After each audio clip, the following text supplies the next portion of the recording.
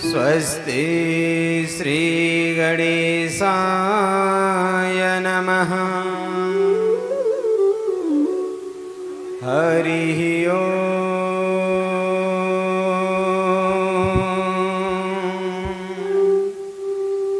स्वस्ति श्री गणेशाय नमः। हरिः ओम्।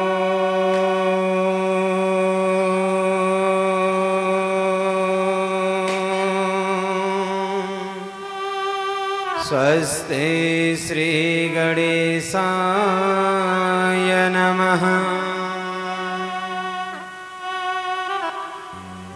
वक्रतुण्ड महाकाय कोटिसूर्यसमप्रभा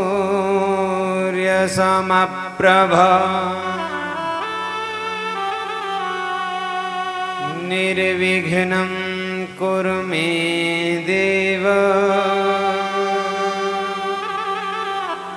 सर्वकार्येषु सर्वदा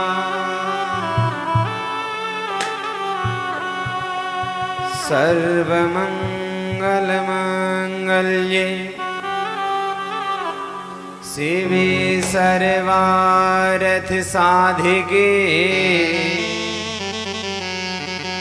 शरण्ये त्र्यम्बके गौरी नारायणे नमोस्तुते।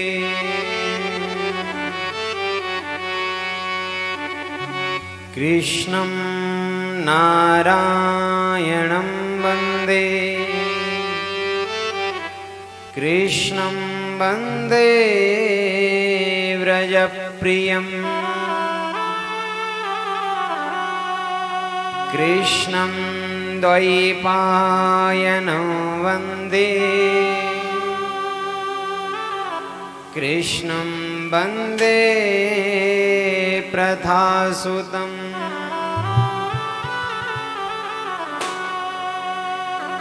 कृष्णाय वासुदेवाय हरये परमात्मने प्रणतक्लेशनाशाय गोविन्दाय नमो नमः।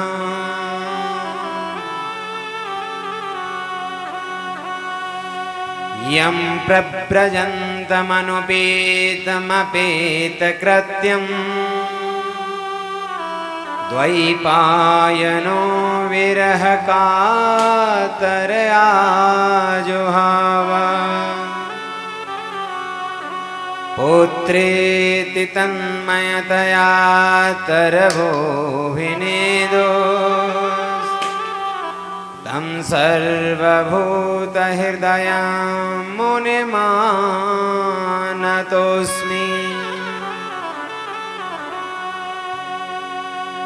अस्ति स्वस्तरुणीकराग्रविगल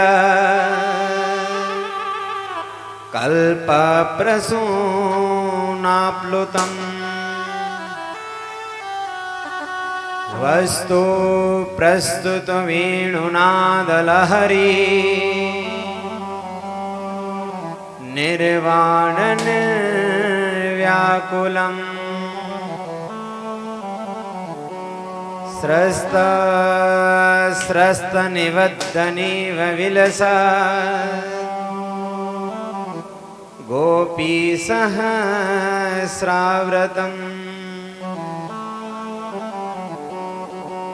हस्तन्यस्तनतापवर्गमखिलो दारं किशोराकृति।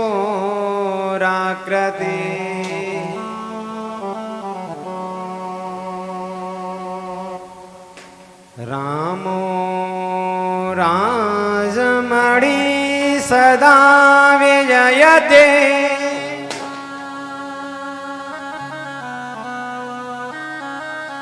रामं रमेशं भजे रामेण विहता निशाचर चमू रामाय तस्मै नमः। रामान्नास्ति परायणं परतरम् रामस्य दासोऽस्म्यहम् रामे चित्तलयः सदा भवतु मे भो राम मामुद्धर। वन्दे देवोमापतिं सुरगुरुम् वन्दे जगत्कारणम् वन्दे पन्नगभूषणं मृगधरम् वन्दे पशूनां पतिम् वन्दे सूर्यशशाङ्कवर्णनयनम्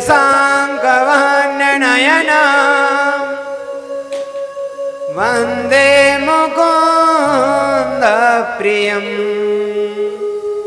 वन्दे भक्तजनाश्रयं च वरदाम् वन्दे शिवं शङ्करम्। गुरुर्ब्रह्मा गुरुर्विष्णु गुरुर्देवो महेश्वरः गुरुः साक्षात् परब्रह्म तस्मै श्री गुरवे नमः। जय जय श्री राधारमण जय जय नवल किशोर जय गोपी चित चोर प्रभु जय जय माखन चोर जय जय माखन चोर। महापुराण जिसको श्रवण कर रहे प्रत्यक्ष अप्रत्यक्ष रूप से समस्त देवी देवता उन समस्त देवी देवताओं के चरणों में प्रणाम करते हुए ठाकुर श्री राधा कृष्ण भगवान का आशीर्वाद लेते हुए आज चतुर्थ दिवस की वेला में श्री धूणीवारे बाबा के चरणों में शुद्ध पुष्पांजलि अर्पण करने के लिए प्रस्तुत हो रहा हूं। श्रीमद् भागवत कथा सुनने के लिए पधारे दूर दूर से समस्त श्रोतागण, पिता समान मेरे बुजुर्ग, हम उम्र भाई, भागवत पांडाल में उपस्थित भक्ति स्वरूपा माता और बहनें, मेरे आचार्यगण एवं मेरे संगीतज्ञ भाई, आप सभी के मन में विराजमान श्री राधा रमण देव लालजू के दर्शन करते हुए उनकी दिव्य छटा को निहारते हुए आज की इस ज्ञान गंगा में प्रवेश करेंगे। प्रवेश लेने से पूर्व 2 मिनट भगवान नाम संकीर्तन करें, ठाकुर जी का धन्यवाद करें कि हमको कथा सुनने का और सुनाने का सौभाग्य प्राप्त हो रहा है, क्योंकि शास्त्र में लिखा है भाग्योदयेन बहुजन्म समर्जितेन सत्संगमं च लभते पुरुषो यदा वै। भैरव एक नहीं जन्म जन्मांतरों के और कल्प कल्पांतरों के जब पुण्य उदय होते हैं तभी हमें ऐसा सौभाग्य प्राप्त होता है। तो आइए ठाकुर जी के चरणों में प्रणाम करते हुए 2 मिनट भगवान नाम संकीर्तन करें, उसके बाद आगे कथा में प्रवेश लेंगे। जय राधे राधे गोविंद गोविंद राधे राधे जय राधे राधे गोविंद गोविंद राधे राधे राधे गोविंद गोविंद राधे राधे राधे गोविंद। आग उठा के सभी ताली बजाते हुए राधे राधे राधे गोविंद गोविंद राधे राधे राधे गोविंद गोविंद राधे गोविंद राधे राधे गोपाल राधे गोविंद राधे राधे गोपाल राधे गोविंद राधे राधे गोपाल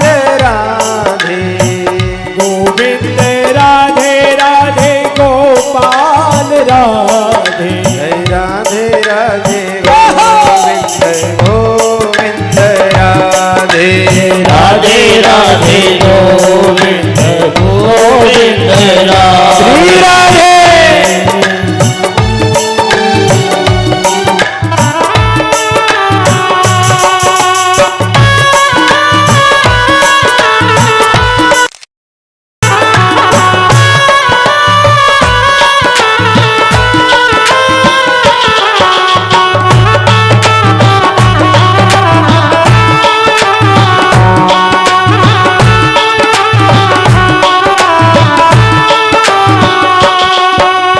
राधे राधे गोविंद गोविंद राधे राधे राधे गोविंद गोविंद राधे राधे राधे गोविंद गोविंद राधे राधे राधे गोविंद गोविंद राधे गोविंद राधे बोलो गोपाल राधे गोविंद राधे बोलो गोपाल राधे गोविंद राधे बोलो गोपाल राधे गोविंद बोलो राधे गोपाल राधे गोविंद राधे बोलो गोपाल राधे गोविंद बोलो राधे गोपाल राधे गोविंद राधे बोलो गोपाल राधे गोविंद बोलो गोपाल राधे गोविंद राधे बोलो गोपाल राधे गोविंद बोलो गोपाल राधे राधे राधे गोविंद गोविंद राधे राधे राधे गोविंद गोपाल राधे श्री राधे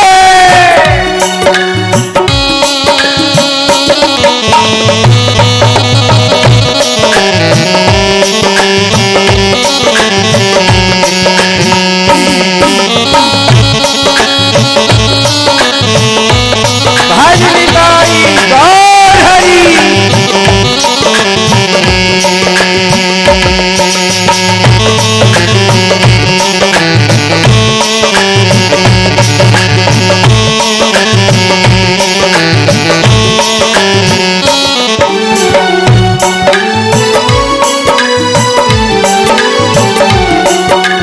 राधे राधे गोविंद गोविंद राधे राधे राधे गोविंद गोविंद राधे राधे राधे गोविंद गोविंद राधे राधे राधे गोविंद गोपाल राधे गोविंद राधे गोपाल राधे गोविंद राधे गोपाल राधे गोविंद राधे गोपाल राधे गोविंद राधे गोपाल राधे गोविंद राधे गोपाल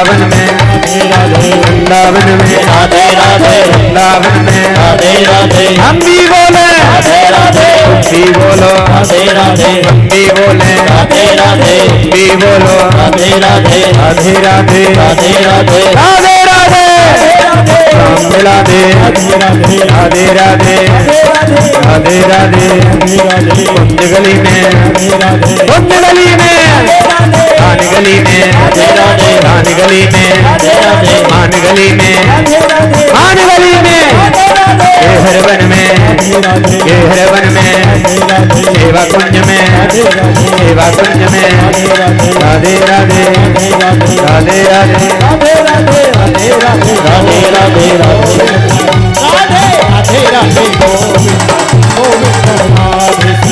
राधे गोविंद गोविंद राधे गोविंद राधे गोपाल राधे राधे गोपाल राधे गोविंद राधे गोपाल राधे गोविंद राधे गोपाल राधे राधे राधे श्री राधे राधे गोविंद गोविंद राधे राधे राधे गोविंद गोपाल राधे गोविंद राधे गोपाल राधे गोविंद राधे गोपाल राधे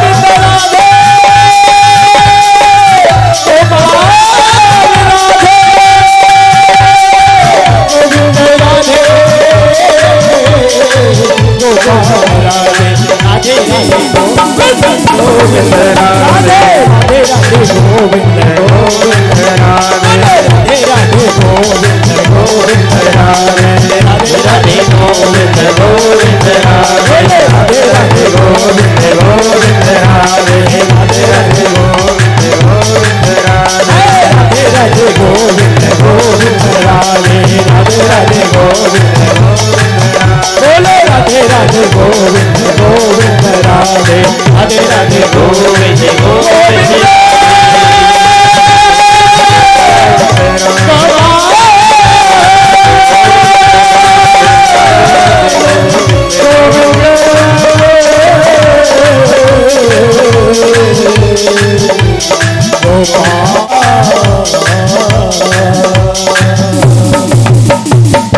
पर मनु महाराज की जो 3 कन्या हैं आकुति देवहूति और प्रतापाद। उत्तानपाद राजा के 2 पत्नी थी, एक का नाम था सुनीति और एक का नाम था सुरुचि। सुनीति अर्थात जो अच्छी नीति से चलने वाली है उसे कहते हैं सुचि, जो स्वयं अपनी रुचि के अनुसार चले उसे कहते हैं स्वयं।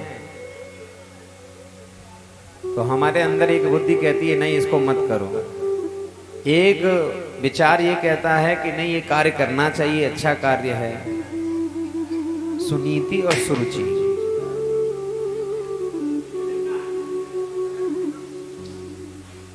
बड़ी पत्नी थी सुनीति, और जब राजा उत्तानपाद का विवाह सुरुचि के साथ हुआ तो विदा होकर जब ये घर में आई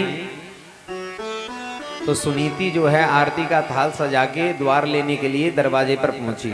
सुरुचि ने पूछा कि ये कौन है? राजा ने कहा इसको तुम अपनी बड़ी बहन समझो। बोले बड़ी बहन नहीं, ये मेरी सौतन है, और देखो यदि ये घर में रहेगी तो मैं नहीं रहूंगी। आप विचार कर लीजिए राजन कि आप घर में किसको रखना चाहते हैं। राजा का जो आकर्षण था छोटी पत्नी के प्रति ज्यादा था, तो इसलिए सुनीति को घर से बाहर निकाल दिया, जंगल में भेज दिया।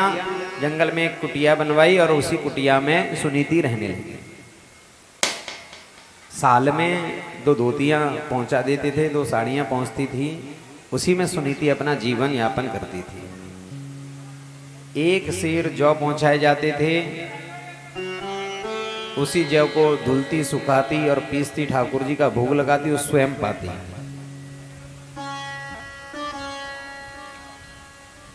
एक दिन राजा शिकार खेलने के लिए गया, जंगल में सुनीति को देखा तो एक रात्रि उसने वहीं पर विश्राम किया, और उसी रात्रि को ध्रुव जी महाराज गर्भ में आए। सुनीति का कार्य क्या है?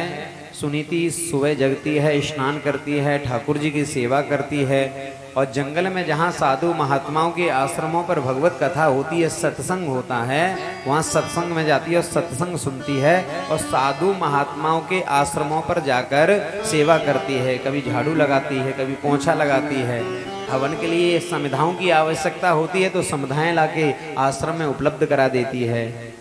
आश्रम के कार्यों में अपने हाथ को बंटाती है। एक दिन महात्मा बड़े प्रसन्न हुए, बोले बेटी बता तुझको क्या चाहिए। तो इसने कहा कि मेरी एक ही प्रार्थना है, वो महल में मेरी छोटी बहन सुरुचि रहती है, उसके कोई पुत्र नहीं है। यदि आप मुझे कुछ देना चाहते हैं तो ऐसा आशीर्वाद दीजिए कि मेरी बहन के जो महल में रह रही है उसके कोई पुत्र हो जाए। महात्मा की आंखों में आंसू आ गए। बोले बेटी जिसकी वजह से तुझे घर से बाहर निकाला गया, आज तू उसी के लिए पुत्र की कामना कर रही है। जहाँ हमारा आशीर्वाद है उसके तो पुत्र होगा, तू धन्य है, लेकिन हमारा आशीर्वाद है कि तेरे भी की एक पुत्र होगा और वो ठाकुर जी का बड़ा लाडला भक्त होगा। महात्माओं का आशीर्वाद फलीभूत हुआ। सुनीति के सुंदर पुत्र उत्पन्न हुआ। कुछ समय पश्चात सुरुचि के भी पुत्र उत्पन्न हुआ।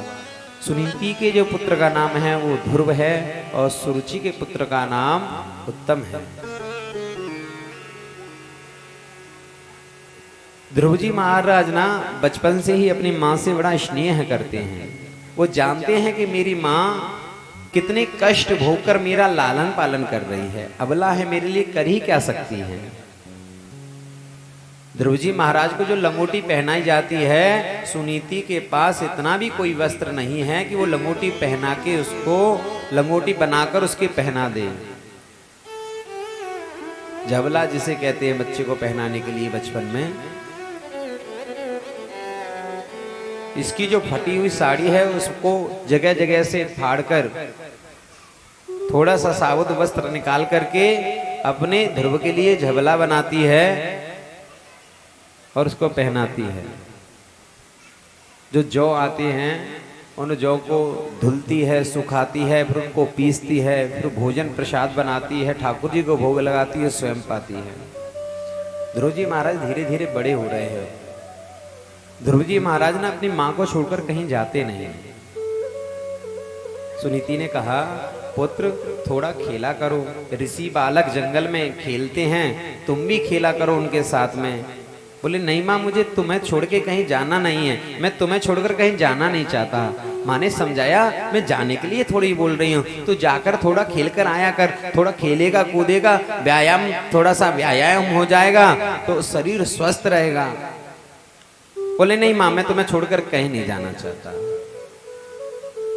जब बहुत समझाया तो माँ के कहने से ध्रुव जी महाराज तैयार होते हैं खेलने के लिए, तो ऋषि बालकों के पास खेलने के लिए जाते हैं। अन्य महात्मा जो गृहस्थ महात्मा जंगल में रहते हैं उनके भी बच्चे हैं।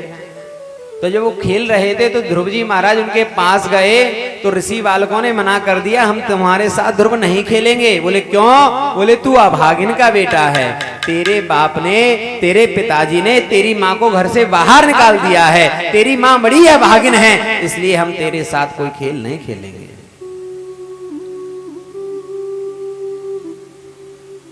बच्चा आहत होता हुआ दौड़ा दौड़ा अपनी माँ के पास गया और अपनी माँ के चरणों में लिपट जाता है और रो रो कर कहता है, माँ मुझे बता मेरा पिता कौन है। और पता है जब मैं ऋषि बालकों के साथ खेलता हूँ ना तो वो ऋषि बालक मेरे साथ खेलते नहीं, मुझे दूर भगा देते हैं, मुझसे कहते हैं कि तू अभागिन का बेटा है, तेरे पिता ने तेरी माँ को घर से बाहर निकाल दिया है। माँ पिताजी ने ऐसा क्यों किया? आपसे ऐसा कौन सा अपराध हो गया था, ऐसी कौन सी गलती हो गई जिसकी वजह से पिताजी ने आपको घर से बाहर निकाला था? आप मुझे बताइए मेरे पिता कौन है, वो गलती वो अपराध मुझे बताइए, क्या अपराध हुआ था आपसे? मैं पिताजी के पास जाऊंगा, उनके पैरों में लिपट जाऊंगा, रो रो कर माफी मांगूंगा कि मेरी माँ को क्षमा कर दीजिए, जो भी अपराध मेरी माँ से हो गए उनको क्षमा कीजिए, मेरी माँ को अपने पास बुला लीजिए। हृदय से लगा लिया ध्रुव जी महाराज को, आंखों से अश्रुधारा बह निकली। अब बताया कि ये जो राज्य है ना, इस राज्य में जो सबसे ऊंचा महल है वो तेरे पिताजी का महल है, तेरे पिताजी का घर है, तेरे पिताजी इस राज्य के राजा हैं। तू उनसे मिलने के लिए तो जा रहा है, तू चला जा, लेकिन वहां तुझे तेरी छोटी माँ मिलेगी, उसको प्रणाम करना। बोले ठीक है, मैं जा रहा हूं। अब ध्रुव जी महाराज को उनकी मैया तैयार कर रही हैं, तो कैसे तैयार कर रही हैं? कोई वहां पर वस्त्र थोड़े ही हैं। वृक्षों के जो बलकल हैं, वृक्षों की जो छाल है, वो ऋषि बालकों की तरह श्रृंगार कर दिया है आज ध्रुव जी महाराज का। हाथों में फूल माला के बाजू बंद, गले में फूल माला, जो केस हैं उन्हीं की चोटी बना दी है, उसमें सुंदर सुंदर फूल लगा दिए हैं। ऐसा लगता है जैसे राजा का बेटा नहीं, किसी ऋषि का बेटा है, किसी बनवासी का बेटा है। नंगे नंगे पैरों से ध्रुव जी महाराज महल की तरफ पधार रहे हैं। द्वार पर द्वारपाल खड़ा हुआ था। वो जानता था कि ये हमारे राजा का पुत्र है, हमारे राजा का बेटा है। आंखों से आंसू निकल पड़े। ये हमारे राजा का बेटा है, जिसको डबलप के गद्दों पर होना चाहिए, जिसे फूलों की सेज पर होना चाहिए। आज ये कांटों में गुजरता हुआ नंगे पैर आ रहा है। उसकी आंखों से आंसू निकल आए। उसकी हिम्मत नहीं हुई कि मैं इसको रोकूं। जो भी राजा मुझे सजा देंगे कोई बात नहीं, दे देंगे, लेकिन मैं इनको नहीं रोकूंगा। अंदर प्रवेश किया। एक बूढ़ी दाई है, बूढ़ी दासी है, वहां पे जो सेवा करती है। उसने जब ये स्थिति देखी कि हमारे महाराज का पुत्र सन्यासियों जैसा है, बनवासियों जैसा है, इसके तो स्तनों से दूध उतर आया, हृदय से लगा लिया। हालांकि सुरुचि ने ये कह रखा था कि कोई भी व्यक्ति ध्रुव से नहीं मिलेगा, ना ध्रुव की माँ से मिलेगा। यदि कोई ध्रुव से या ध्रुव की माँ से मिलेगा तो उससे मेरा परम विरोध होगा। नन्हा नन्हा बालक आगे आगे जाता है।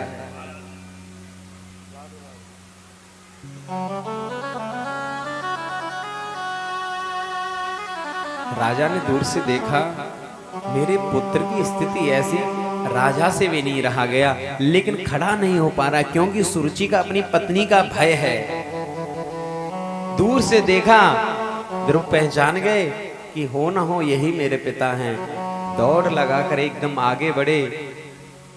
राजा उत्तानपाद ने भी अपने हाथों को आगे बढ़ाया कि मैं गोद में इसको उठा लूं, इसी गद्दी पर अपने पास बिठा लूं, लेकिन बढ़ने से पहले तुरंत सुरुचि ने रोक दिया।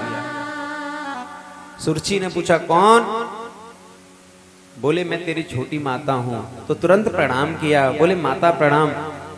बोले तू इस गोद में नहीं बैठ सकता। बोले क्यों? क्या ये मेरे पिता नहीं हैं?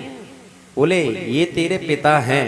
इस गद्दी पर बैठने के लिए जितना आवश्यक इनका पिता होना है, उससे कहीं ज्यादा आवश्यक मेरा माँ होना जरूरी है। ये आवश्यक नहीं है कि ये तेरे पिता हैं। इस गद्दी पर बैठने के लिए इतना आवश्यक नहीं। इस गद्दी पर बैठना है तो पहले जा, जंगल में जा, वन में जा, वहां जाकर नारायण का भजन कर। जब नारायण भगवान प्रसन्न हो जाए तो उनसे वरदान मांगना कि मुझे सुरुचि के गर्भ में भेजो। जब तू मेरे उदर से, मेरे गर्भ से जब जन्म लेगा, तब जाके तुझको इस गद्दी पर बैठने का अधिकार प्राप्त होगा। अभी तू अभागिन का बेटा है।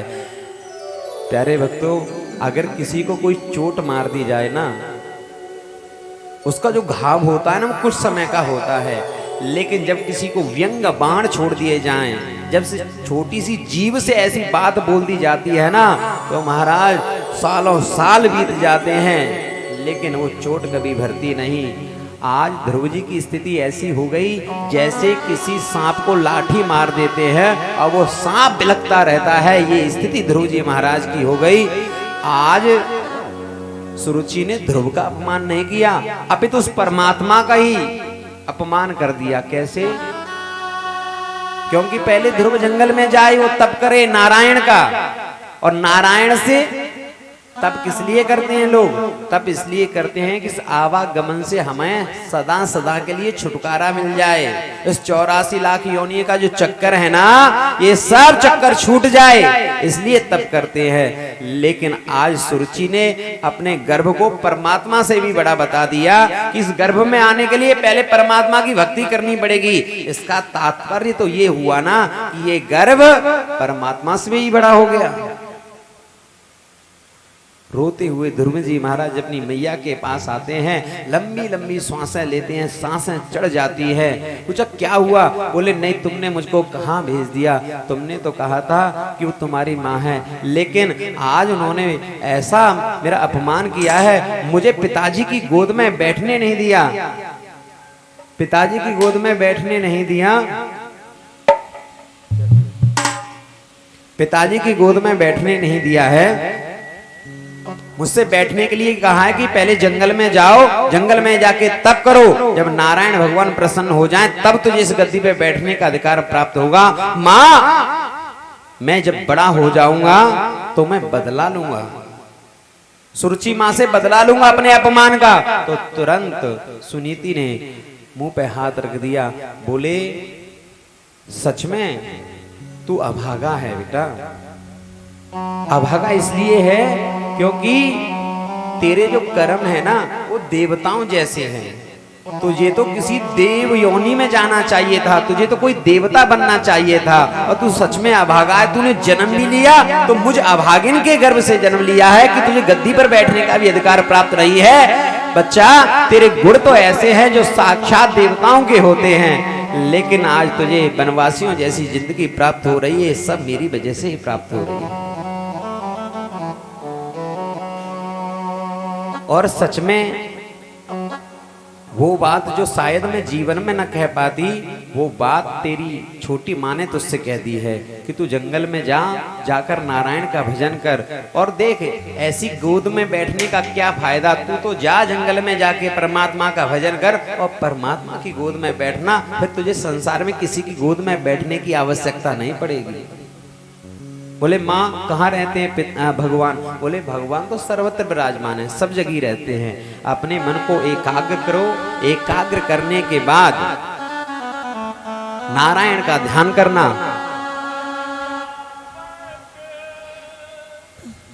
हर व्यापक सर्वत्र व्यापक सर्वत्र समाना, प्रेम से प्रगट हो ही मैं जाना, प्रेम से प्रगट हो ही मैं जाना। बोले बेटा जंगल में जाना और वहां का भजन करना, और मेरा आशीर्वाद है तुझे कि ठाकुर जी तेरी मनोकामना जरूर पूरा करेंगे। आज ध्रुव जी महाराज जी ने कहा कि बच्चा तो बड़ा संस्कारवान है, जब भी साधु महात्मा को देखता है तो साधु महात्मा को देखकर तुरंत प्रणाम। जैसे महाराज ध्रुव जी महाराज पधारे तो ध्रुव जी ने सबसे पहले अपनी सौतेली माँ को प्रणाम किया। बोले माँ, यदि आपने उस दिन गद्दी पर बैठ जाने दिया होता तो शायद आज जो परम पद मैंने प्राप्त किया है, ठाकुर जी का दर्शन प्राप्त किया है, शायद मैं दर्शन नहीं प्राप्त कर पाता। फिर उसके बाद पिताजी को प्रणाम किया। बोले पिताजी, यदि आपकी रुचि, आपका आकर्षण यदि छोटी माँ की तरफ न होता तो आप मुझे गद्दी पर बिठा लेते, तब भी मैं ठाकुर जी के दर्शन नहीं कर पाता। तो आपने किया, वो भी बहुत अच्छा किया। फिर जाकर अपनी माता के चरणों में प्रणाम किया। माँ, तुम्हारे जैसी माँ संसार में सबको प्राप्त हो, जो अपने पुत्र को ठाकुर जी की तरफ बढ़ाए। देखिए प्यारे भक्तों, जो घर में माँ होती है ना, जो घर में स्त्री होती है, वो चाहे तो अपने बच्चे को संत बना दे, वो चाहे तो अपने बच्चे को महात्मा बना दे, वो चाहे तो अपने बच्चे को डाकू बना दे, चोर बना दे। ये सब माँ के ऊपर दायित्व होता है। माँ जैसा संस्कार अपने बच्चे में डालेगी, वैसे ही संस्कार उसके अंदर जाएंगे। ध्रुव जी महाराज जैसे ही राजगद्दी पर बैठे, पिताजी ने कहा कि अब मैं जंगल जा रहा हूं, मैं तो भजन करूंगा। पिताजी जंगल में जाके भजन करते हैं। इनके छोटे भाई हैं उत्तम। छोटे भाई उत्तम ने कुबेर का जो बगीचा है उसको उजाड़ दिया, तो यक्षों ने मिलकर उनको मार दिया। तो अपने भाई का बदला लेने के लिए श्री ध्रुव जी महाराज जंगल में आते हैं और यक्षों को मारने लगे। तो यक्षों ने मिलकर आक्रमण किया। पहले यक्षों ने समझाया कि तुम्हारे भाई ने गलती की है, हमने पहले बहुत समझाया, लेकिन तुम्हारे भाई नहीं माने। बोले नहीं, तुमने मेरे भाई को मारा कैसे? तो सभी यक्षों ने मिलकर आक्रमण किया, लेकिन उस सभी यक्षों को पराजित कर दिया और एक एक करके सभी यक्षों को मारने लगे।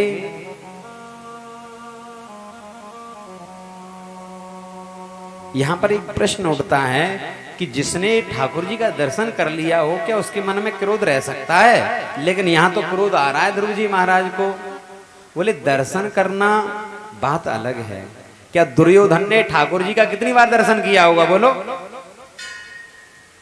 दिन में एक बार तो करता ही होगा। हम कहते हैं कि महीने में एक बार तो करता होगा। शिशुपाल न जाने कितनी बार ठाकुर जी के दर्शन करता था, लेकिन इनका तो क्रोध खत्म नहीं हुआ। तो ठाकुर जी के दर्शन करने से क्रोध खत्म नहीं होता। ठाकुर जी के अकेले दर्शन करने से इंद्रियों पर विजय प्राप्त नहीं होती।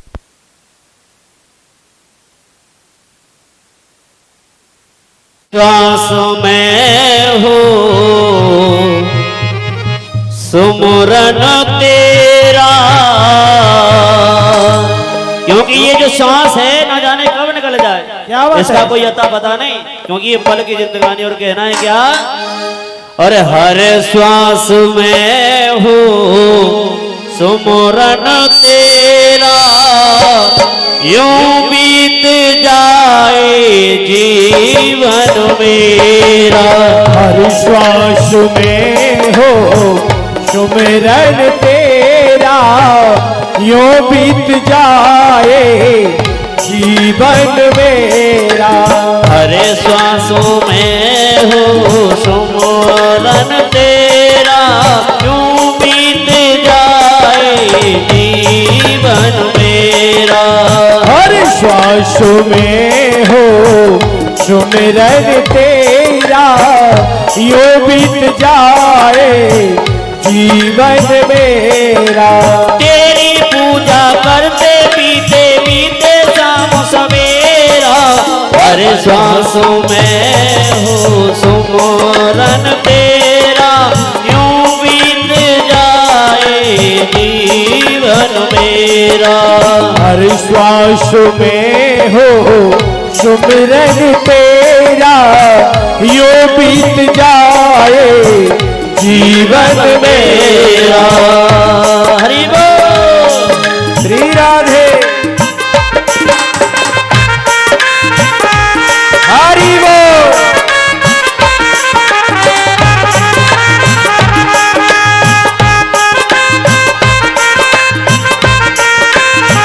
तालीम सेवा से हाथ उठा के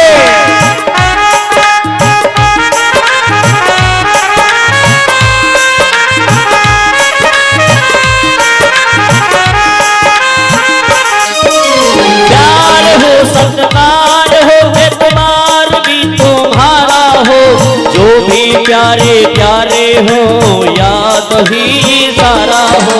जो भी प्यारे प्यारे हो याद ही इशारा हो। प्यार हो सत्कार हो एतबार भी तुम्हारा हो, जो भी प्यारे यारे हो याद ही सारा हो। जो भी प्यारे प्यारे हो याद ही इशारा हो। आत्मा पर तेरा ही पहरा, हो आत्मा पर तेरा ही पहरा, यूं बीत जाए जीवन मेरा। हर श्वास में हो सुमिरन तेरा, यूं बीत जाए जीवन मेरा।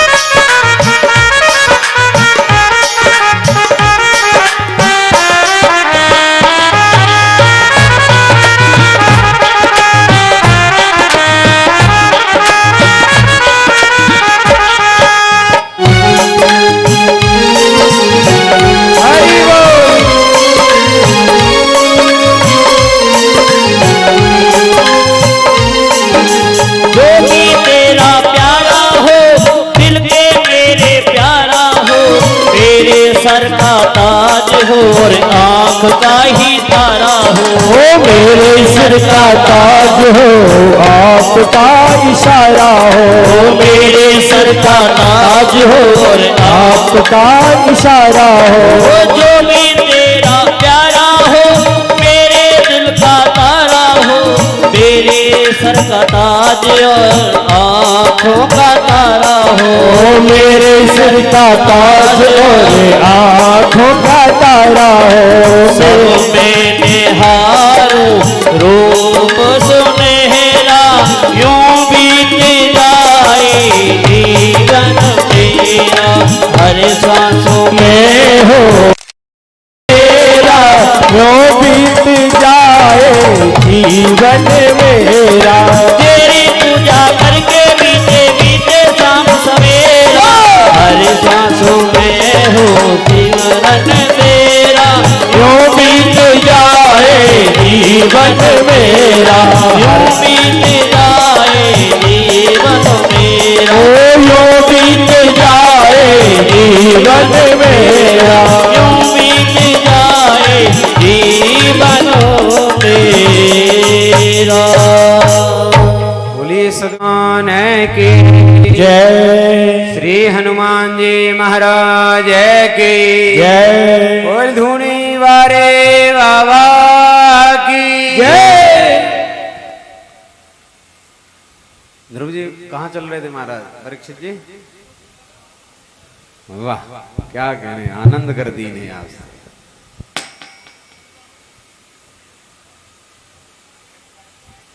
देखो ठाकुरों का लक्षण है,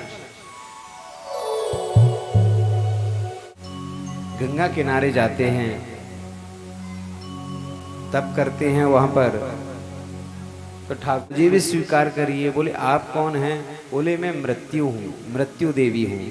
संसार में जो भी आता है वो बिना मृत्यु से मिले नहीं जा सकता, मृत्यु का तो उसको दर्शन करना ही पड़ता है।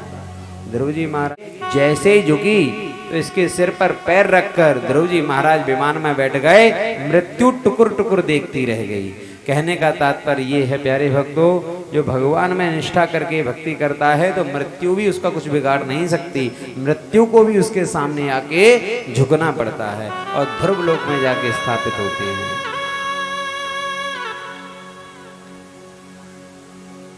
इसी में आगे कथा आती है प्यारे भक्तों। एक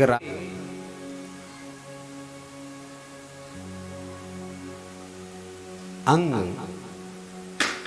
इनके पुत्र हुए बैन।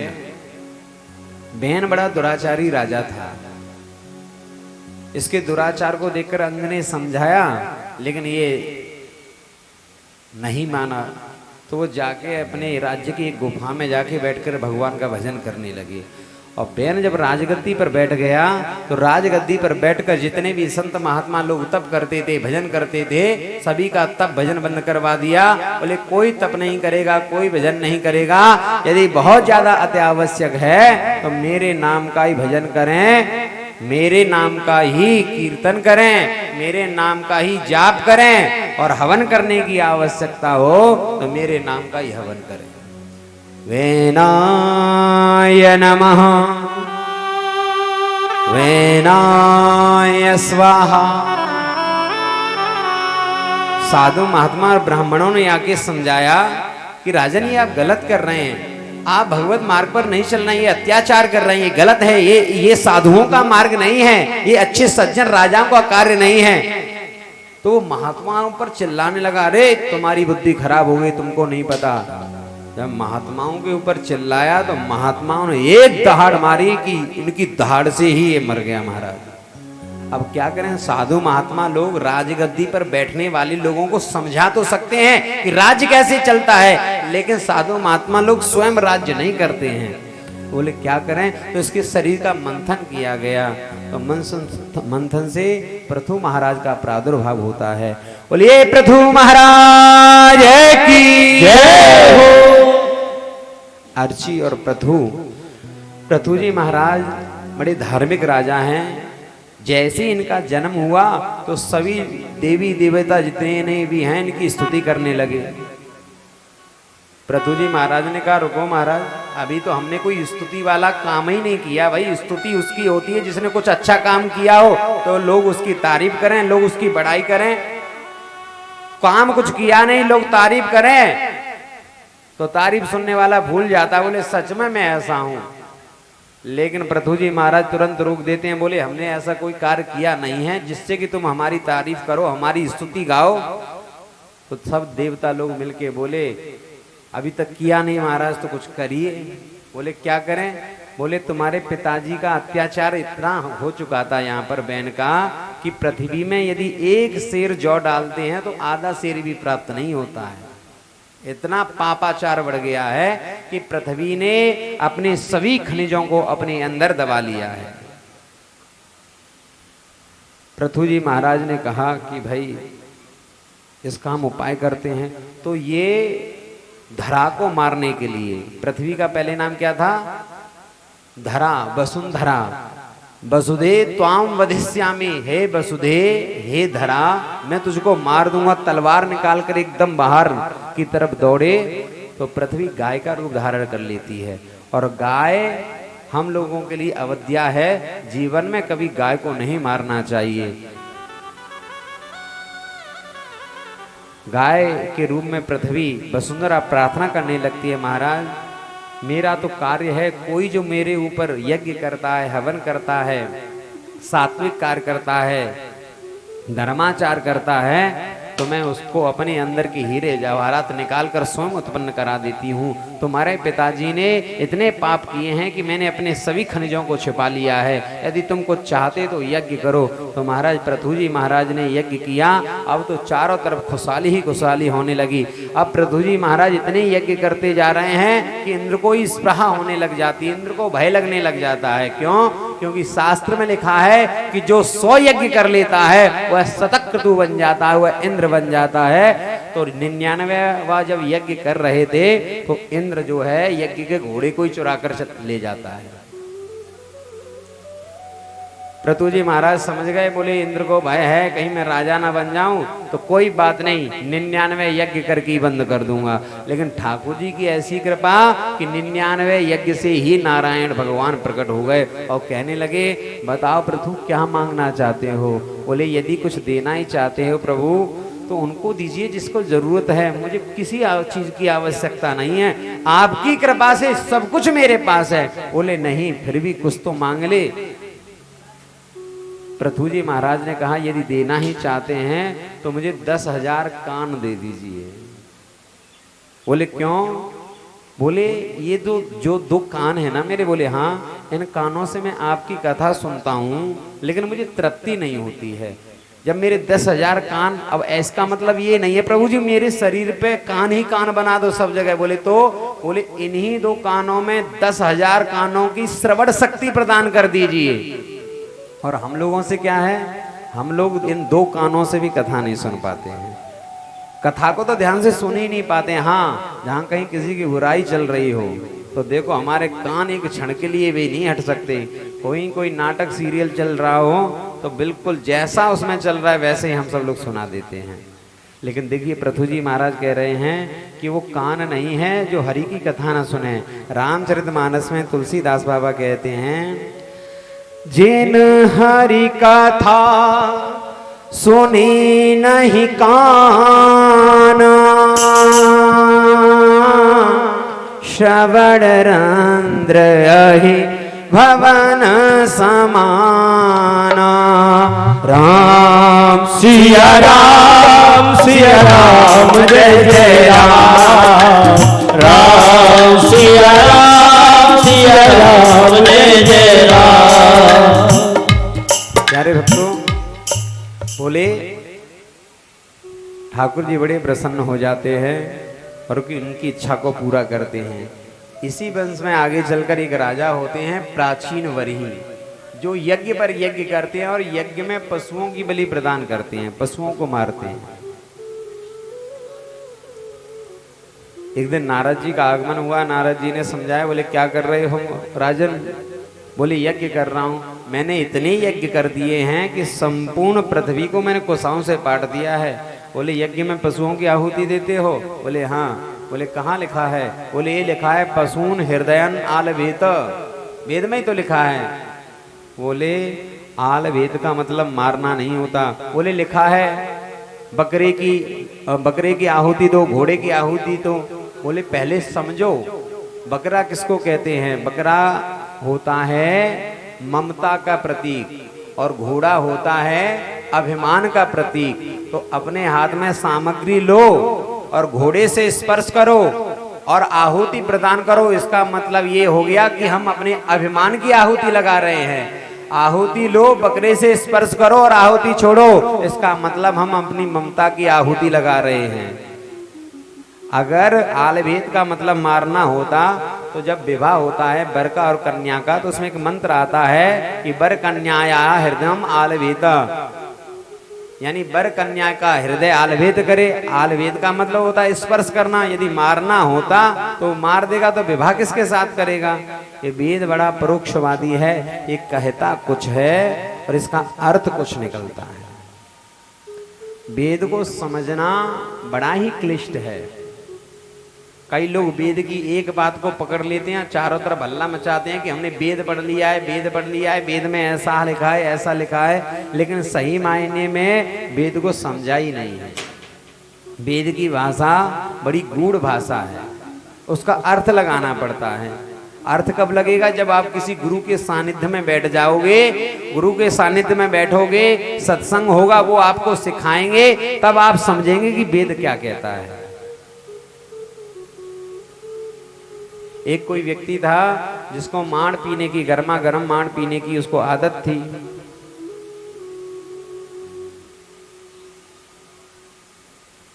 माड़ पीना वैसे स्वास्थ्य के लिए अच्छी बात है, लेकिन कुछ लोग ऐसा समझते हैं कि गरीब लोग होते हैं वही माड़ पी के अपना काम चलाते हैं।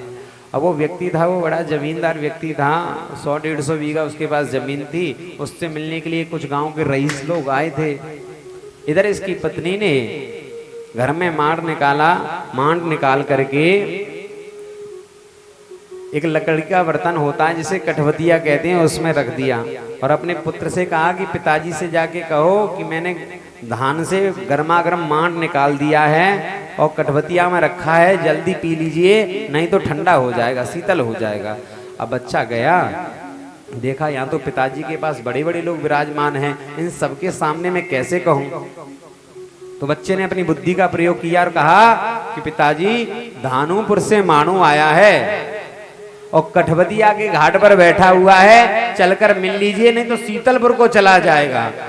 और जिसको मांड पीने की आदत थी वो तो समझ गया कि क्या आवाज चल रही है, तुरंत खड़ा होकर आया और तुरंत उसने मांड पिया और अपने पुत्र को शाबाशी दी। ये भाषा है वेद की। वेद को अच्छे से पढ़ो, पूरा पढ़ो और समझो, गुरु के सानिध्य में बैठकर, तब वेद की भाषा समझ में आएगी। इसमें ही आगे आता है पुरंजन उपाख्यान। पुरंजन उपाख्यान श्रीमद् भागवत का बहुत ही क्लिष्ट उपाख्यान है, फिर भी मेरा प्रयास ये रहेगा कि मैं ज्यादा से ज्यादा सरल करके आपको सुनाऊं। दो व्यक्ति थे, एक का नाम था पुरंजन, एक का नाम था अविज्ञात। हम सभी पुरंजन हैं और अविज्ञात साक्षात परमात्मा हैं। पुरंजन एक बार जिद करता है अपने मित्र, अपने सखा अविज्ञात से कि मैं कहीं घूमने जाना चाहता हूँ, मेरी इच्छा है, तुम भी चलो साथ में। बोले नहीं, मैं तो नहीं जाऊंगा, तुमको जाना है तो चले जाओ, लेकिन समय से लौटकर आ जाना, भूल मत जाना मुझको। बोले ठीक है। वो जाता है दक्षिण दिशा की तरफ, वहां पर 9 दरवाजे की उसको एक गुफा दिखाई देती है। वो 9 दरवाजे की गुफा क्या है? हमारा जो शरीर है ये 9 दरवाजे की गुफा है। अंदर गया तो वहां पर एक सुंदर युवती बैठी हुई थी। बोले तुम कौन हो? बोले मैं अपना नाम तो नहीं जानती हूँ, लेकिन तुम मुझसे विवाह कर लोगे तो जीवन भर तुम्हारा साथ दूंगी। पुरंजन विवाह कर लेता, उसका नाम रख लिया पुरंजनी। जब पुरंजनी खाती थी, हमारी बुद्धि यानी जब हमारी बुद्धि कहती है भोजन कर लो, तभी तो हम भोजन करते हैं। पुरंजनी भोजन करती तो पुरंजन खाता, पुरंजनी रोती तो पुरंजन रोता। दास बन गया एक तरीके से। और इसके यहाँ पर 10 दास दासियां थे, 5 ज्ञानेंद्रियां और 5 कर्मेंद्रियां जो तत्पर सेवा में रहती थी, और एक 5 फन वाला नाग इस महल की रक्षा करता था बाहर खड़ी होके कि कोई इसमें आक्रमण न कर दे। प्रेम से बड़ा जीवन जी रहा था कि अचानक एक चंडवेग नाम का व्यक्ति आया। वो चंडवेग कोई और नहीं, ये समय है, जो समय चल रहा है ना, चंडवेग। चंडवेग कहते हैं समय को, काल को। इसने अपनी 720 सेना ली, 360 गंधर्व और 360 गंधर्वियां, अर्थात 360 दिन और 360 रात्रियां। कितना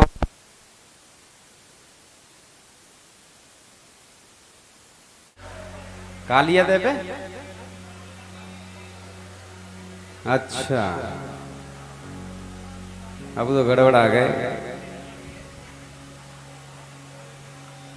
चंडवेग ने 360 और 360 गंधर्व और 360 गंधर्वियों को लेके आक्रमण किया।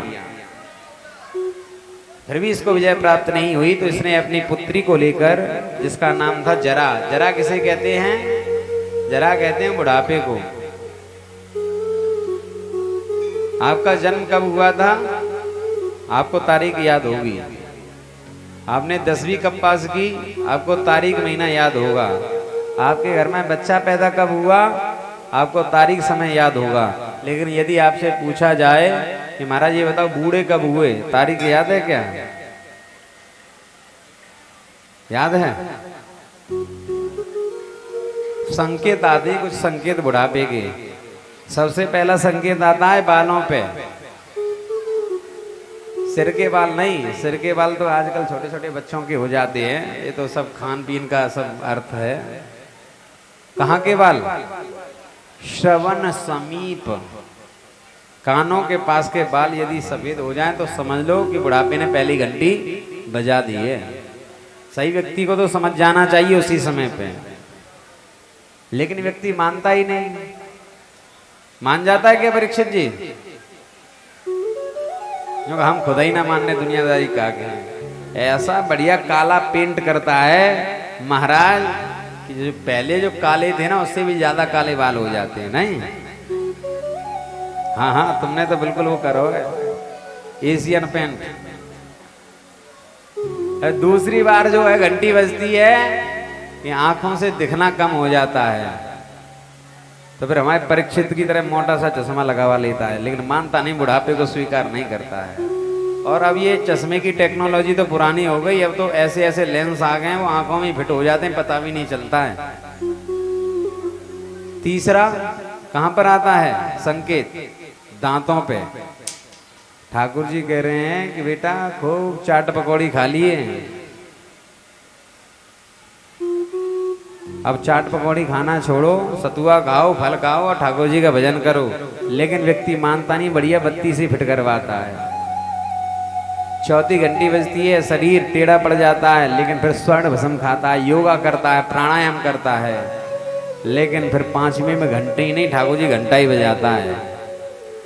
आया है सो जाएगा राजा रंक भगी, कोई सिंहासन चढ़ चला, कोई बंधा जंजीर। संसार में जो भी आया उसका जाना तो सुनिश्चित है ही है। पुरंजनी मर गई, ज्ञानेन्द्रियां जो कर्मेंद्रियां जो 10 सैनिक थे वो मर गए, पंच प्राण जो था वो पंच प्राण खत्म हो गया। तो अंत समय में स्त्री का चिंतन किया, तो पुरंजन का अगला जन्म स्त्री के यहाँ होता है। एक राजा से विवाह हुआ, उस राजा के ऊपर किसी ने आक्रमण कर दिया, उसका पति मर गया। तो पति जब मर गया तो पति को जलाया जा रहा था, तो उसी के पास में बैठ के सती होने लगा। इतने में वही मित्र अविज्ञात आता है, हाथ पकड़ता है, बोले क्या कर रहा है? बोले तुमको शर्म नहीं आती, पतिव्रता नारी के साथ ऐसा व्यवहार करते हो? बोले अच्छा तू अब पतिव्रता नारी बन गया है, याद कर तू मेरा मित्र पुरंजन है। बोले मैं कोई पुरंजन नहीं, मैं इस राजा की पत्नी हूँ। बोले अच्छा अभी तुझको बताता हूँ। हाथ पकड़ा, वही सरोवर थी, सरोवर में जैसे ही डुबकी लगाई तुरंत पहचान गया कि मैं तो जीवात्मा हूँ, और जीवात्मा सदैव परमात्मा का ही अंश होती है। तो हम सब लोग जो है इस माया मोह में इतने फंसे हुए हैं कि जिस घर से हम आए हैं ना, जिसके लिए हमने बोला है कि दिन रात भजन करेंगे, उसी को भूल जाते हैं। बोलिए सदगुरुदेव भगवान की जय। नाम तुम्हारा तारनहारा, नाम तुम्हारा तारनहारा, कब तेरा दर्शन होगा। जिसकी रचना इतने सुंदर, इतना सुंदर होगा, वो कितना सुंदर होगा। तुम्हारा तारनहारा, कब तेरा दर्शन होगा। जिसकी रचना इतनी सुंदर, वो कितना सुंदर होगा, वो कितना सुंदर होगा। हम तुम्हारा तारनहारा, कब तेरा दर्शन होगा। जिसकी रचना इतनी सुंदर, वो कितना सुंदर होगा। वो कितना सुंदर होगा, वो कितना सुंदर होगा। हरि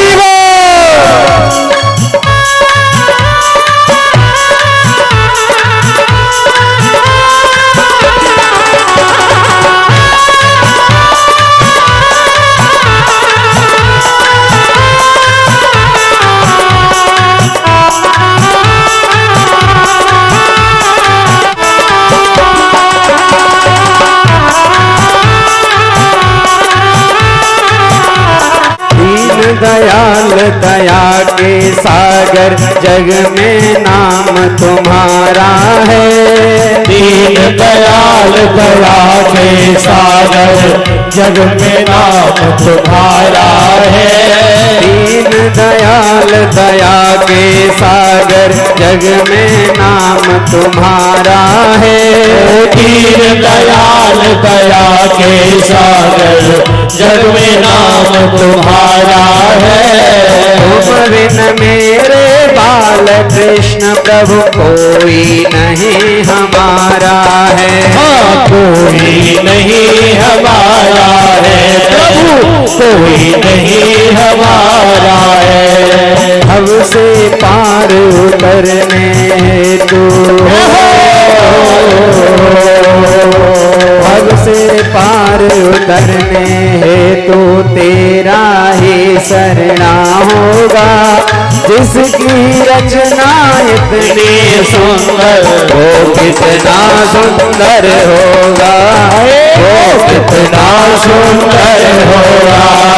हम तुम्हारा तारनहारा, कब तेरा दर्शन होगा। जिसकी रचना इतनी सुंदर, वो कितना सुंदर होगा, वो कितना सुंदर होगा।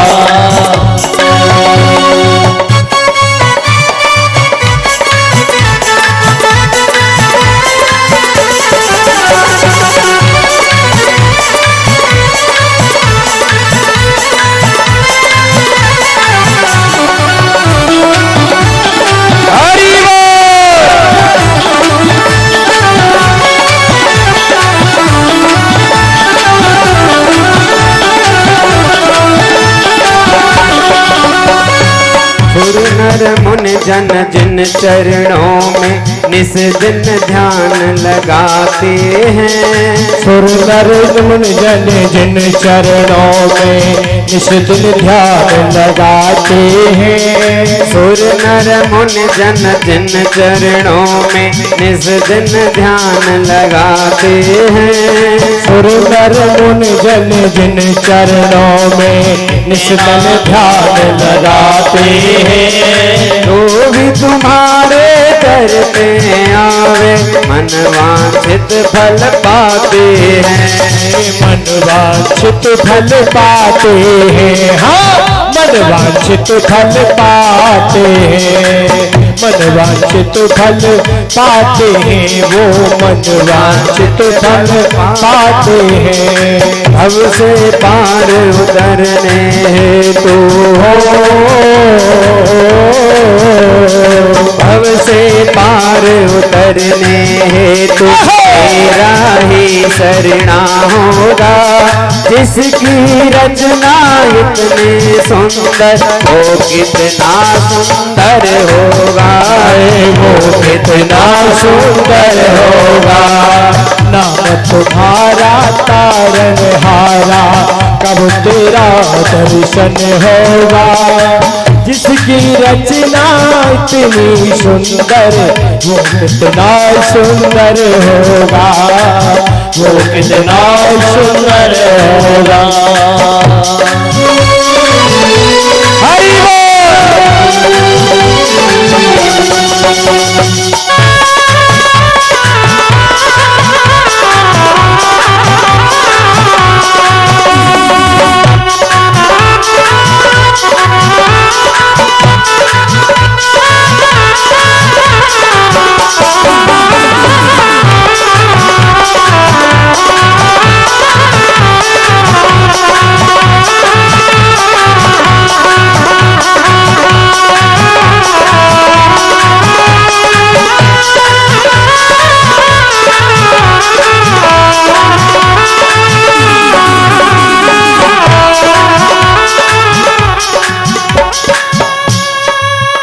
बोलिए सदगुरुदेव भगवान की जय। भगवान की। अभी थोड़े से हाथ कम उठ रहे हैं और आवाज कम निकल रही है। बोलिए सदगुरुदेव भगवान की, नारायण भगवान की, धूनी वारे बाबा की, श्रीमद् भागवत महापुराण की, नारायण भगवान की जय। जय श्री राधे।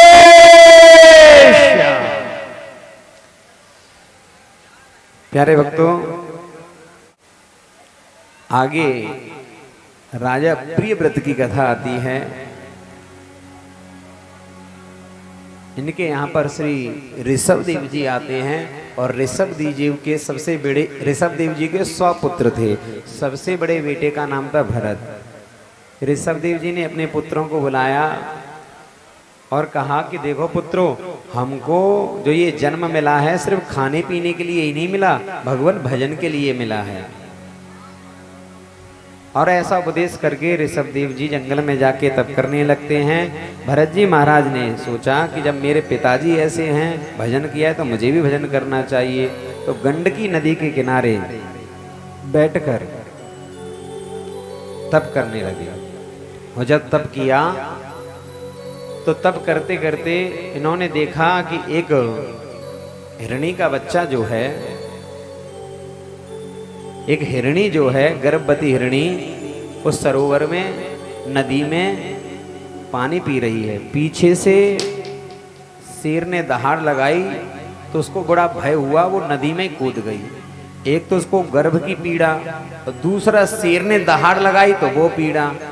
तो उसने नन्हे से शावक को कूदते ही जन्म दे दिया और उसका प्राणांत हो गया। अब नन्हा सा जो शावक जिसको जन्म दिया था वो डूबने वाला था। अब संत ने देखा, भरत ने देखा कि भैया ये तो मर जाएगा, तो तुरंत नदी में कूद कर उसको निकाल कर बाहर लेकर आए। बाहर निकाल कर लेकर आए, ये तो अच्छी बात है, ये तो ठीक है। तुरंत आग जलाई, आग जलाकर उसको तपाया, गर्मी प्रदान की, यहां तक भी ठीक है। लेकिन धीरे धीरे भरत जी महाराज को उससे इतना मोह हो जाता है, इतनी ममता हो जाती है कि अपने हाथों से घास खिलाते हैं। इनका संकल्प था कि मैं 100 माला नित्य प्रति जाप करूंगा, लेकिन अब कुछ समय उस हिरण को देना पड़ता है, हिरण के बच्चे को देना पड़ता है, तो 50 माला जाप करने लग जाते हैं। अब स्थिति ये हो गई कि अगर एक क्षण के लिए भी वो हिरण का बच्चा इधर उधर हो जाता है तो ढूंढने लगते कि मेरा नन्हा शावक कहाँ है, मेरा छोटा सा हिरण का बच्चा कहाँ है।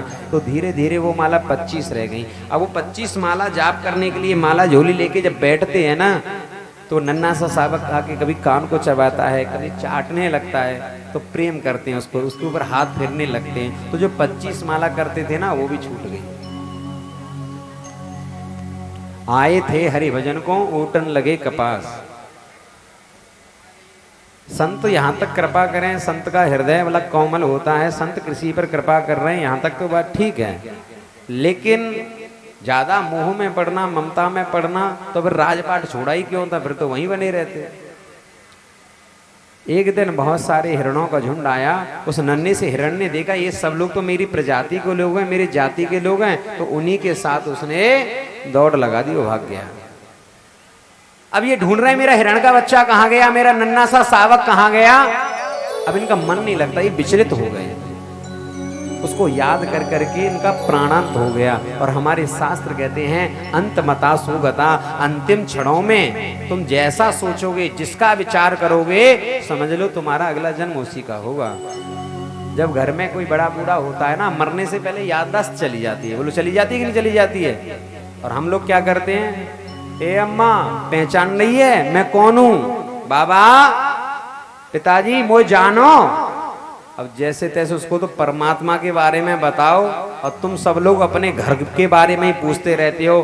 कभी चिंकू आ जाएगा, कभी पिंटू आ जाएगा, कभी कोई आ जाएगा, मुझको जानते हो मैं कौन हूँ। अब वो बेचारा जोर लगा रहा है अपने दिमाग में, ये कौन है, ये फलाने का लड़का है, ये फलाना है, ये नाती है, ये पंती है। फिर क्या होता है, उसकी मति को तुम घर में ही रखते हो, फिर वो तुम्हारा नाती पंती बन के वही जन्म लेता है। जैसा चिंतन करोगे वैसा ही तुम्हारा जन्म होगा, समझ लीजिए। तो हिरण के बच्चे का चिंतन किया, अगला जन्म हिरण का हुआ। लेकिन इनको ज्ञान था कि भाई मुझसे गलती हो गई है, तो अब हरी घास नहीं खाते, क्योंकि हरी घास में छोटे छोटे कीड़े होते हैं, कोई पाप बन जाएगा। सूखी घास खाते हैं। एक बार जंगल में आग लग गई, उस आग में कूद जाते हैं, मर गए। और ध्यान दिया कि अब मुझे इसमें नहीं फंसना है। तो अंगिरा गोत्र के एक ब्राह्मण थे, उनके यहाँ पर जन्म हुआ। वहां पर ये चौथे पुत्र जाके, मतलब छोटे पुत्र के रूप में जन्म लिया इन्होंने। पंडित जी ने देखा कि भाई ये तो जो है बड़ा विद्वान लक्षण है इसके, तो इसके शरीर के रंग रूप रेखाएं ऐसी दिख रही हैं कि ये तो बड़ा विद्वान होगा। वहां भी इनका नाम भरत रख दिया। लेकिन इनको ये याद था कि मैं पहले राजा का बेटा था, फिर दूसरा जन्म मेरा हिरण के हुआ, अब ये मेरा तीसरा जन्म है। पिताजी मंत्र सिखाते हैं।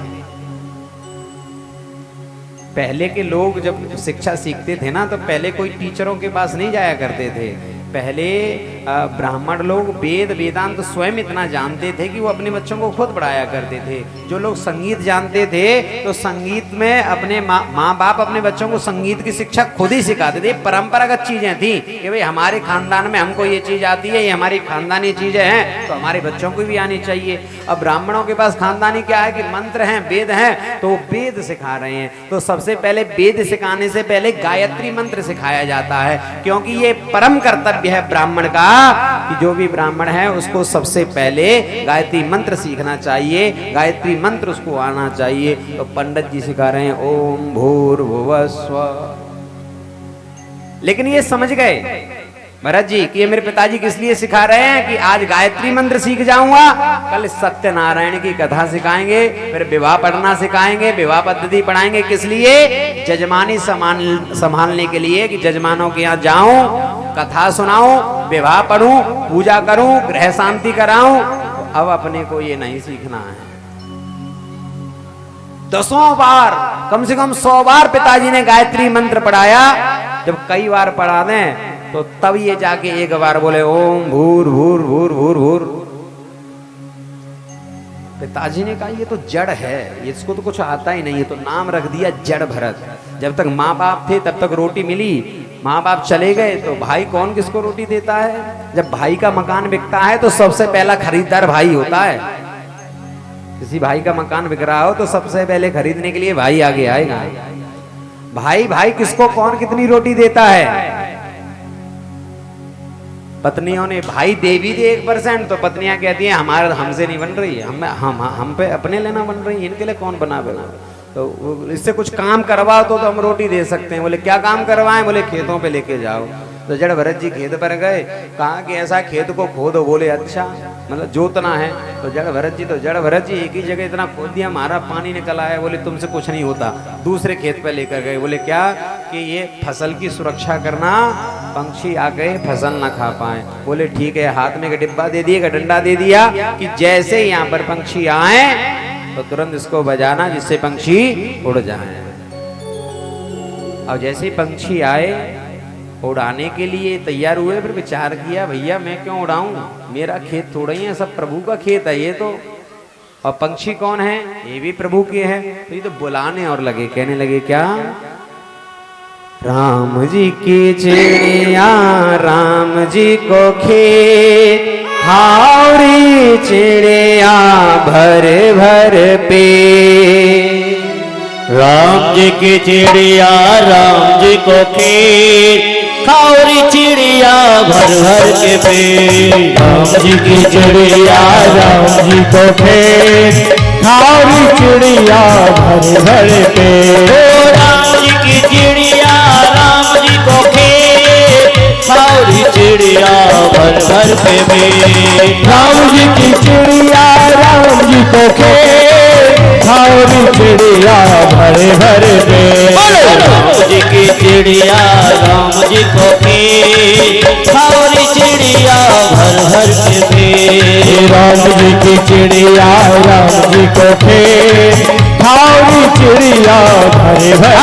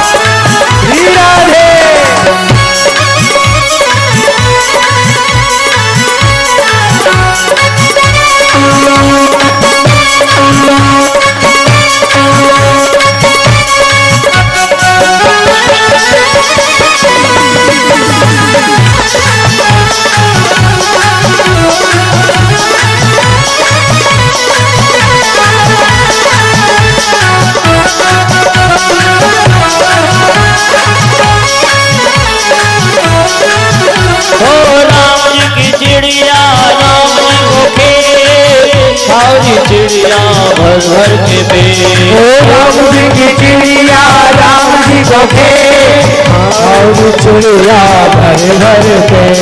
राम जी की चिड़िया राम जी को खेत, खावरी चिड़िया भर भर के पेट। राम जी की चिड़िया राम जी को खेत, खावरी चिड़िया भर भर पे। राम जी की चिड़िया राम जी को खेत, खावरी चिड़िया भर भर के पेट। राम जी की चिड़िया राम जी को खेत, खावरी चिड़िया भर भर पे। राम जी की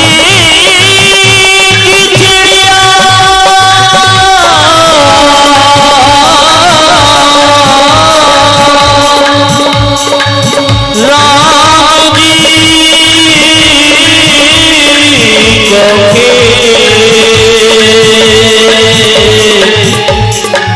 खावरी चिड़िया भर भर के रहे मन पंछिन के पिए, रहे मन पंछिन के पिए, घटे न सरतानी, धर्म करे से धन ना घटे, जो सहाय रघुवीर, जो सहाय रघुवीर। अगर चिड़िया मानो आपका कोई अन्न का गल्ला रखा हुआ है, उसमें से यदि कुछ भरकर ले जाएगी अपनी चोंच में, क्या उससे कुछ घट जाएगा? कोई नदी है, नदी में से एक चोंच में यदि पानी भर ले जाए तो कौन सी नदी खाली हो जाएगी? बोलिए सदगुरुदेव भगवान की जय। इधर करके तो ऐसे ऐसे चलो।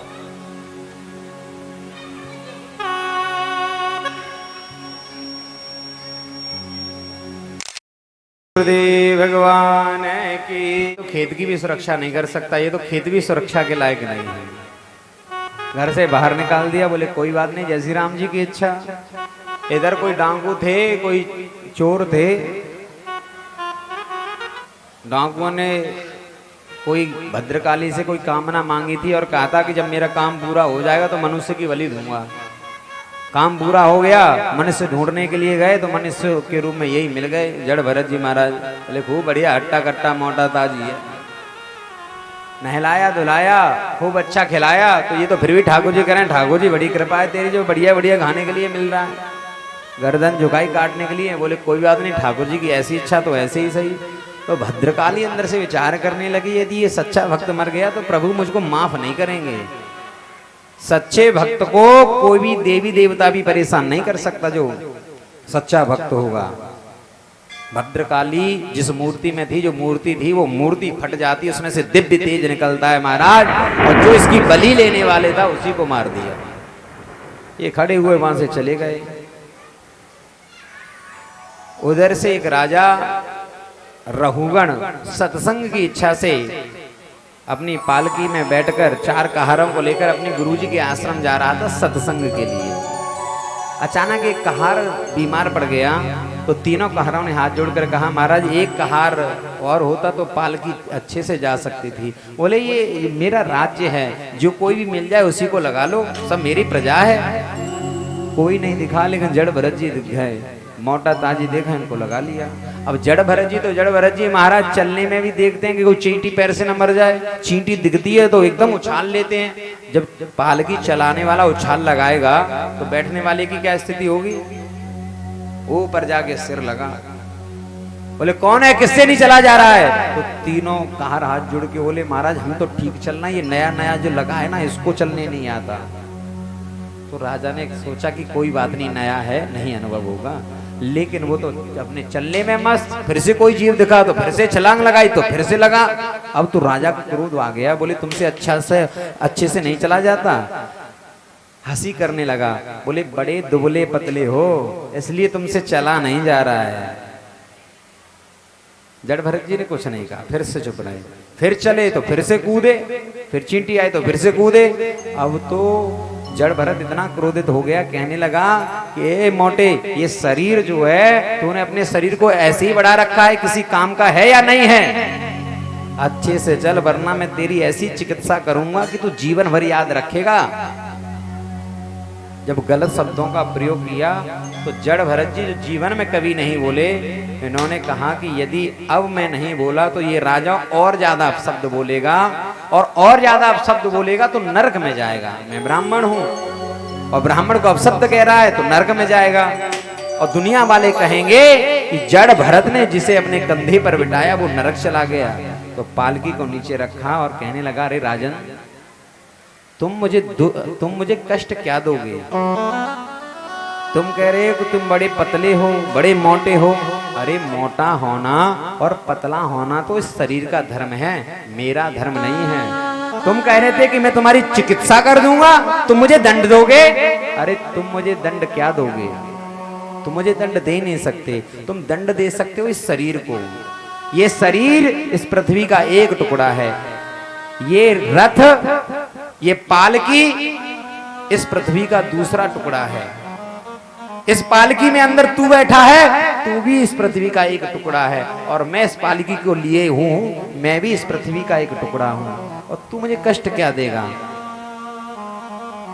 कष्ट होगा तो इस शरीर को होगा, मुझे कोई कष्ट नहीं होता, क्योंकि आत्मा के बारे में बताया गया है, भगवद गीता में लिखा हुआ है, नैनम छिन्दन्ति शस्त्राणि, नैनम छिन्दन्ति शस्त्राणि, नैनम दहते पावका, न चेदं क्लेदयन्तापो, न शोषयति मारुत। आत्मा को किसी शरीर से छेदा नहीं जा सकता। नैनम छिन्दन्ति शस्त्राणि, नैनम दहते पावका। कोई भी अग्नि ऐसी नहीं है जो आत्मा को जला दे, कोई ऐसी वायु नहीं जो आत्मा को सुखा दे। तुम मुझे क्या मारोगे? जब ये बात सुनी राजा रहुगढ़ के कान खड़े हो गए, सावधान हो गया, फिर ध्यान से देखा उसकी तरफ तो दिखाई दिया कि एक काला काला जनेऊ पड़ा हुआ है। तो समझ गया कि ये ब्राह्मण है। तुरंत चरणों में लेटकर हाथ जोड़ के प्रार्थना करने लगे, क्या कि महाराज मुझे क्षमा करना। मुझे तो ऐसा लगता है कि आप ब्राह्मण का रूप धारण के कहीं ऋषि पराशर, कहीं व्यास जी या कहीं वशिष्ठ, कहीं साक्षात कपिल भगवान तो नहीं है जो मेरा उद्धार करने के लिए आप पधारे हैं। आप कौन हैं? मैं ये तो समझ गया कि आप ब्राह्मण हैं, लेकिन आपका असली स्वरूप क्या है आप मुझे बताइए। जड़ भरत जी ने कहा, अरे महाराज तुम तो अभी मुझे दंड देने वाले थे, बड़ी बड़ी बातें कर रहे थे, अब तो तुम इतना क्रोध कैसे करने, इतना क्रोध शांत कैसे हो गया? अरे मैं तो अकेला ब्राह्मण हूं राजन, तुम्हारे पास तो जनबल है, तुम एक आवाज लगा तुम्हारी हजारों की सेना खड़ी हो जाए। तुम्हारे पास तो धन बल है, तुम्हारे पास इतना धन है कि मैं तुम्हारे आगे कुछ भी नहीं हूं। तुम्हारे पास शस्त्र बल है, तुम्हारे पास तो शस्त्र हैं, मैं तो निहत्ता हूं, तुम मुझसे डर क्यों रहे हो? बोले नहीं महाराज मैं जानता हूं। क्या जानते हो? तो राजा रघुगढ़ कहता है, नाहं विशंके सुरराज वज्रा न त्रक्षशूलान्नयमास्य दंडा। नाहं विशंके सुरराज वज्रा न त्रक्षशूलान्नयमास्य दंडा। नाहम संके सुरराज वज्रा। महाराज मैं आपको बात बताऊं, देवताओं का राजा जो इंद्र है ना, उसके हाथ में जो वज्र है उससे भी मुझे डर नहीं लगता। न त्रक्षशूलान, साक्षात भोलेनाथ भंडारी भगवान भोले की नाथ के हाथ में जो त्रिशूल है उससे भी मुझे डर नहीं लगता। न यमस्य दंडात, यम के हाथ में जो दंड है उससे भी डर नहीं लगता।